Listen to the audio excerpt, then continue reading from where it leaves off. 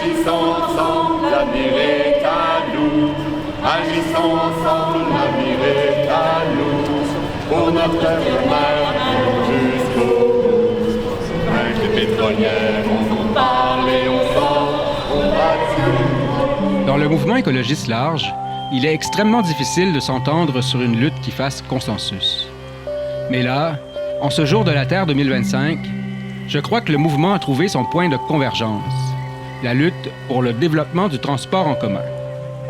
Que le transport en commun devienne finalement le principal moyen de déplacement des individus, rendant la culture de la voiture individuelle peu à peu obsolète. Cette campagne converge aussi avec la lutte des syndicats des travailleurs et des travailleuses de la STM, qui sont actuellement en négociation pour leur convention collective.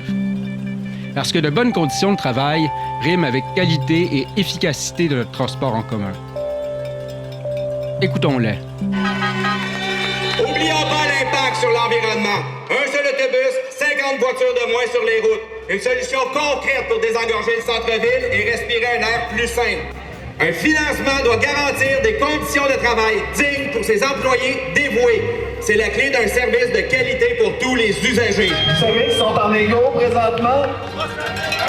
Vous savez que leur lutte, c'est une lutte pour leurs conditions de travail, mais c'est une lutte aussi pour une amélioration du réseau. Ça veut dire qu'on doit être à leur côté du début à la fin de leur lutte. On doit se battre avec eux.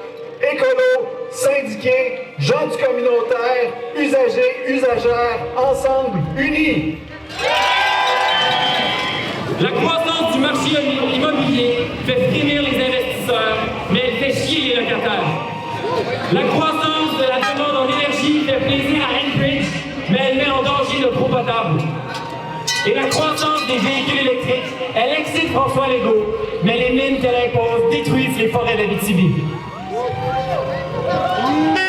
Le transport en commun, c'est une sortie de cette logique de croissance. C'est un projet dans lequel on change de manière de nous organiser, comme notre manière d'organiser nos villes, pour mieux subvenir à notre besoin de nous déplacer.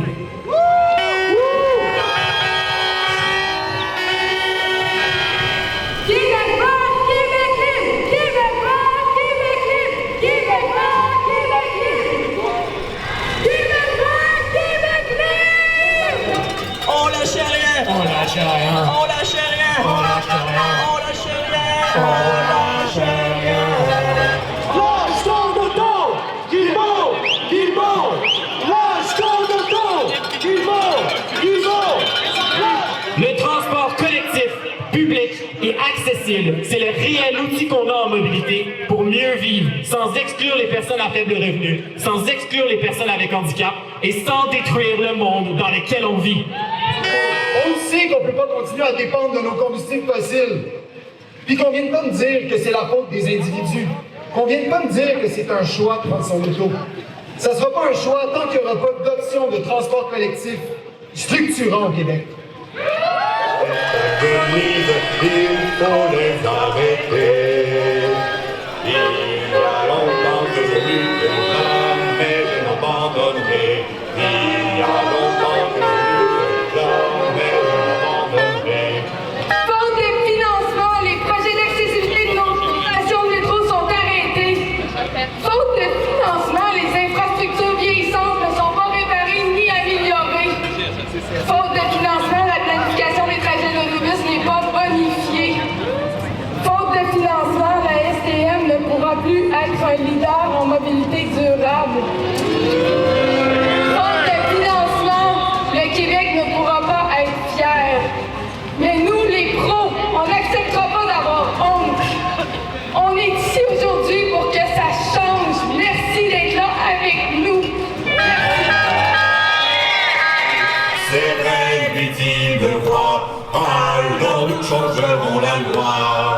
Le petit roi Legault, mais les écolos en joindraient.